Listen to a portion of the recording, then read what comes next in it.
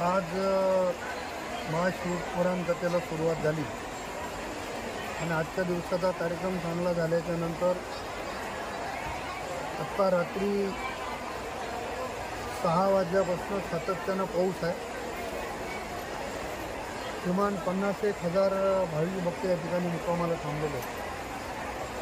प्रचंड मोठा पाऊस झाल्यामुळं मंडपामध्ये पाणी शिरले, त्यामुळं भाविक भक्त बऱ्याच मोठ्या प्रमाणावर घाबरून गेलेले आहेत. पण प्रशासन आणि आम्ही सगळे मिळून त्यांची व्यवस्था करतो आहे.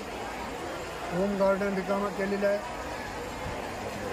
नागार्जुना पब्लिक स्कूल रिकामी केलेली आहे, कवट्याचा गुरुद्वारा रिकामा केलेला आहे आणि स्कूल बस असतील, पोलीस बस असतील, गुरुद्वाऱ्याच्या बस असतील, शर्मा ट्रॅव्हल्सच्या असतील, या सगळ्या बसेस या सगळ्या लोकांना आम्ही हलवणार आहोत. कोणी काळजी करण्याची आवश्यकता नाही आहे. माननीय जिल्हा